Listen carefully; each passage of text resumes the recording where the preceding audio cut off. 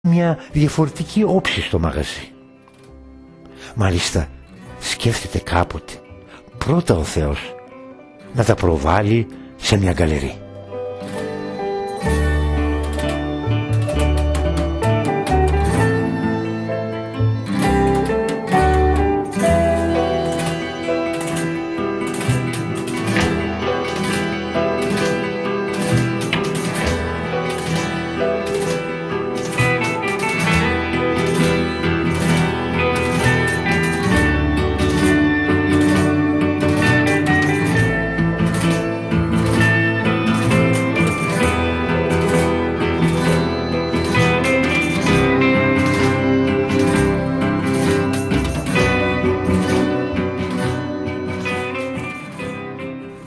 Καλύβας Αλέξανδρος γεννήθηκε στη Λάγκα Καστοριάς. Την περίοδο της άνθησης της γονοποιίας της Καστοριάς, πολλοί ήταν αυτοί που εγκατέλειψαν τα χωριά τους και εγκαταστάθηκαν στην πρωτεύουσα του νομού για μια πιο καλύτερη άνεση και ζωή. Το 1950 εγκαταστάθηκε στην Καστοριά και ασχολήθηκε με την γονοπία ο επισκέπτης της ταινίας μας. Σήμερα συνταξιούχος βοηθά τον γιο του Πέτρο Καλύβα, ο οποίος είναι ηλεκτρολόγος εγκαταστάσεων και συντήρησης ηλεκτρικών ειδών κατοικίας.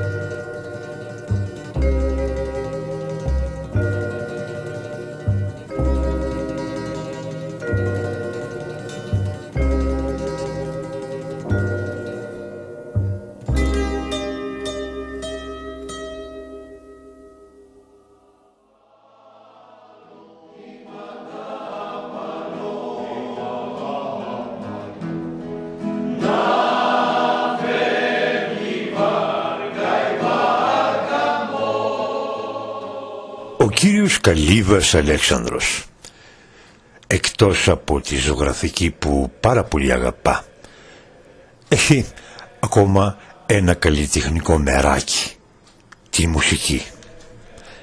Έτσι, κάθε εβδομάδα μετέχει στη γνωστή παρέα του τραγουδιού του Συλλόγου Αρμονίας της Καστοριάς, μεταδίδοντας έτσι την καστοριανή μουσική και τα τραγούδια και άλλες ελληνικές μουσικές αποχρώσεις, όχι μόνο τοπικά αλλά και πανελλήνια και στο εξωτερικό ακόμα, με μεγάλη επιτυχία, όπου τους καλούν σε πολλές συναυλίες.